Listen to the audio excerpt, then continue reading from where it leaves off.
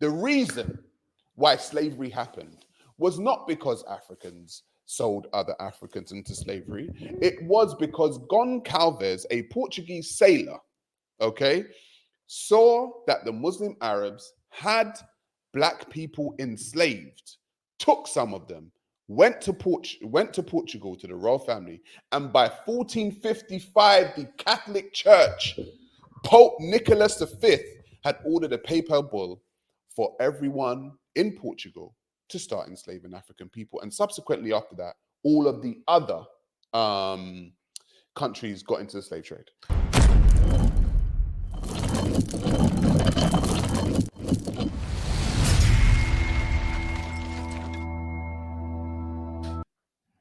Do you know what an economic hitman is? Yes, I'm actually aware of this. Oh, you are? Yeah, this is what my Tell street. me what an economic hitman is then. So usually they're from America. Yep. And what they do, usually they work for the CIA, Mhm. and they go into a developing country, Mhm. maybe South America, Mhm. Middle East, and they depose the government or whoever's in charge, and they put the puppets in charge, and they either mine the country for its resources, and then make sure the country sells them directly to their country, or they devalue that country. Yeah, exactly. Or they devalue that country's currency, so that they can buy their goods really cheap, and so the people that live in that country have got no way of getting out. They basically just like kill the economy and people as well, directly and indirectly. There's actually a book.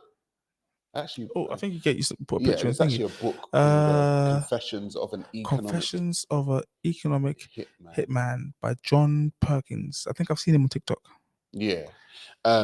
What economic hitmen do is very interesting, and I want to kind of tie it to something. There's actually a video of it, just a little video to kind of give you like a taste of what they do. Let's play that. Taste. Pause. I've managed to create the world's first truly global empire, and it's basically a secret empire. We do it many ways, but principally, we identify a country that has resources our corporations covet, like oil, arrange a huge loan to that country from the World Bank or one of its sisters. The money never actually goes to the country. It goes to our own corporations to build big infrastructure projects in that country that help a few very wealthy people, but don't benefit the majority of the people who are too poor to buy electricity or have cars to drive on the highways, and yet they're left holding a huge debt that they can't repay. So we go back at some point and say, you know, you can't pay your debts. Give us a pound of flesh, sell your oil real cheap to our oil companies, vote with us on the next critical UN vote, allow us to build a military base in your backyard. We've created what I consider a mutant, viral form of capitalism.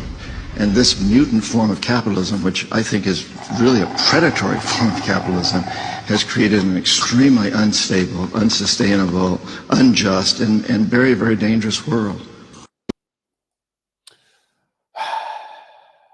Do you know what was very interesting to me on that, Jesse, when they said they build military bases? Mm-hmm. Do you know what AFRICOM is? What com is? AFRICOM. AFRICOM, never heard of it. AFRICOM is when America decided to build US naval bases on African soil. And do you know who was the man who brought that into fruition?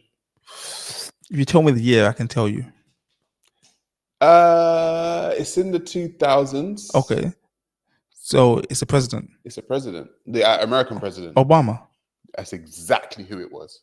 Mr. Oh, look, I'm the black president, right? I'm from Kenya. Went and built American US bases on African soil, never done in the way in which Obama proceeded to do that. And we spoke about naval bases being on your soil before in a couple videos back, didn't we? And I just think it's very interesting that we live in a world. I was on a show the other day called the Lotus Eaters, right? And I was talking to two other white guys, and we were actually talking about racism and white supremacy and, you know, slavery and all this kind of stuff. And what really gets omitted from any argument are the actions of economic hitmen. And so a lot of the time when people are talking about what is going on in Africa or what is going on in these other countries where these other people of color actually are, they fail to talk about the economic hitmen and what the economic hitmen do. And in that video, it showed that the economic hitmen go into your country, they find a way into which to take your resources and basically have you pay them for their own resources, right? And then people go out and they blame corruption on that country, right? Without talking about the economic hitmen or the countries and the corporations which hit that country and do that same thing to that country. Exactly. It's like what they'll do. They'll find someone in power and be like, "Hey, Tolu, we're gonna give you Why 20." Tolu though? Why has it got to be Nigerian? It's a bit Nigerianist. Okay, hey Kwame, we're gonna give you $20 million for yourself. Just sign this off and make sure Right. that we get preferential treatment for X, Y, and Z. And I think a lot of history is omitted because I was on this podcast, right? And I was talking to these guys and I said things like, cobalt and coltan. Africa's resources fund the world. You have cobalt, coltan, we're using the cameras here, we're using our phones, we're using all of these technologies. And cobalt and coltan, 85% of it is from the Congo, and it actually funds all of these cameras and phones and all this kind of stuff. So Africa basically funds the world. And what it was Sargon of Akkad actually, what he proceeded to say was that one of African's biggest things that's going on there is corruption. The world lives off Africa. If we're honest with ourselves, like even we've got our tablets and laptops here now, it's got cobalt and coltan in it. That's 85% of the cobalt and coltan is from the Congo. Yeah. Do you know what I mean? And so it's like the resources of Africa fund the world. Yeah. Do you know what I mean? So, I know. I'm not saying you're wrong. So I'm just saying, if the resources of Africa fund the world, are those resources always got the right way? I would suggest they're not. And I think that the main problem is not imperialism now, but it's corruption. And it's like the corruption that you find in Africa, a lot of it comes from the fact that economic hitmen have gone into the country and they have destabilized the country. So what I did on there, I actually spoke about a book called How Europe Underdeveloped Africa. And Europe Underdeveloped Africa, it was Walter Rodney who wrote this book. And when you read that book, you will see that there's a direct correlation between the building up of European countries and the degradation of Africa. Because what happened during colonization is that, African resources were used to build up this country. But a lot of the time, what I find is that factual information always gets omitted. And I don't know, I just find it very interesting. And people like, I don't know if you know Ibrahim Traore, The youngest president in the world, Burkina Faso president. And then what happens is he has to oust the French. He has to, say, I'm no longer doing deals with the French with uranium and blah, blah, blah. And then what happens is that people start critiquing this man for ousting the European colonial powers. And I'm like, well, if you understood the relationship between the economic hitmen and the country, then you would understand why. But we get into the cycle of blaming people for their own degradation, and then the light never really gets shined upon the people who are really, dismantling the country. That's my thing. I don't like that. And I think a huge conversation needs to be had about things like this, like the economic hitman. I think a huge conversation like this needs to be had, and people need to start being real, because people like the economic hitman and the man who wrote this book, they're like fringe elements of society. And I think the only way in which to start to understand what is going on in the world is to start being truthful, and these things need to start being need to be highlighted. What was your first knowledge of economic hitmen doing something? Probably in the early 2000s with the book. Okay. What I meant is that what's your first case? Like what give us an example of a real Oh, life case. you know what? You know, for me, the first economic hitmen were the people that enslaved African people, and we can do that. For me, we can go back to 642 AD when the Arab Muslims invaded Africa, right? And Arab Muslims invaded Africa in 642 AD, and with that, they came and they took the African resources over, they took the land over, and they done it for hundreds and hundreds of years. And do you know what's so funny? I'm so glad you segued me onto this, Jesse, because it goes into have you ever heard of Goncalves, a sailor? No. Right. What we get for a history lesson, this is a little bit of a history lesson. What we get generally is that we get told that slavery happened. Right? We don't know how slavery happened. We just know it happened. And then what happens is we get told that, oh, the reason why slavery happened is because Africans sold other Africans to Europeans. I've heard it. I've heard black people say it. I've heard white people say it. But that's not entirely true. Because if we go back to 1441, Jesse, when all of this kind of started to happen, specifically with the Europeans, I actually sent you something. You know the thing with the picture on it? Yes. Jesse. Let me find it. Let's have a little read of that, actually, and then we can kind of get into this, because I like this stuff. Is it on screen? It's on screen. Right. So it says, right, with Portugal's expansion into Western Africa in the 5th century, Iberian merchants began to recognize the economic potential in large-scale slave trafficking enterprise. One of the first record this sentiment, according to Portuguese royal chronicler Gomes Inês de Zurara, I butchered that name, was a young ship captain by the name of Antam Goncalves. Now, we need to remember this name. I think black people and white people need to remember the name of Goncalves, who sailed to West Africa in 1441, hoping to acquire sealskins and oil.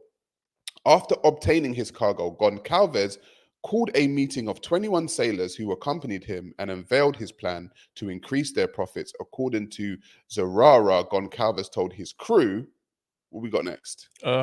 Which one would it be? He told his crew, right? Yep. No. Yes, I believe that's the one. What does it start with? While Goncalves' voyage in 1441? Yeah. While Goncalves' voyage in 1441 is widely considered to mark the beginnings of the transatlantic slave trade, the beginnings of the transatlantic slave trade, it may be viewed as an extension of older tradition, raiding and ransom for both shores of the Mediterranean. Upon returning to Portugal, Goncalves treated his captives in accordance with his custom and allowed them to negotiate terms of their release. Rather than offering a ransom of money, the captives promised to give Goncalves 10 slaves in exchange for their own freedom, safe passage, and according to their royal chronicler Zurara, the Berbers explained that these new captives would be black land, if not lineage of Moors, but Gentiles. Thus, in 1442, Goncalves returned his Berber slaves to Western Sahara, receiving as payment 10 enslaved sub-Saharan Africans, who then transported to Portugal for resale. Yo, Jesse. Yeah, man. Well, man. Goncalves is the reason why slavery started, because we got one more slide, which I'm going to show. So what we have, right, is in 1441, we have Goncalves, right, going to Africa. He's a sailor. And what he saw were the Muslim Arabs who already had Africans enslaved. What he done is that he took some of those some of those black peoples, put them on his ship, took them to Portugal. And he took them to Portugal and showed them to the royal family. And they were like, hey, that's a good idea. We like that. So subsequently, he kept going back and forth to Africa, right? And the last slide, please. Let's go to the last one. Yep. Once the Portuguese mariners began to return to Iberia with captives acquired in West Africa and West Central Africa, notably the treatment of black Gentiles was addressed in 1452 and 1455 when Pope Nicholas V issued a series of papal bulls that granted Portugal the right to enslave sub-Saharan Africans. church leaders argued that slavery served as a natural deterrent and Christianizing influence to barbarous behavior among pagans. Ladies and gentlemen, the reason why slavery happened was not because Africans sold other Africans into slavery. It was because Goncalves, a Portuguese sailor, okay, saw that the Muslim Arabs had black people enslaved, took some of them, went to Portugal to the royal family, and by 1455, the Catholic Church, Pope Nicholas V, had ordered a papal bull for everyone in Portugal to start enslaving African people. And subsequently after that, all of the other countries got into the slave trade. I don't think you can blame one person though. Like, if he hadn't done it in 14, whatever, it would have happened eventually. Other people, well, you know, maybe I'm wrong actually. I'm saying the story that we get is that, oh, Africans sold other Africans, that's why slavery happened. That's not the story. Because subsequently after that happened, were there Africans who were co-opted into helping Europeans? Of course they were. That can't be denied. But Africans are not the reason for slavery. No African owned a ship. No African funded slavery. No African made the ships. No African made the chains. No African organized the slave trade. So when people start saying, oh, the reason for slavery happening is because of Africans, it is absolutely nonsensical. As a matter of fact, more of the reason for this European slave trade happening would be the Arab Muslim. Because it was the Arab Muslim who had them enslaved first, and then Goncalves got them from him. So we have the Arab Muslim, then we have Goncalves, then we have the Portuguese royal family, and then we have the Roman Catholic Church in 1455.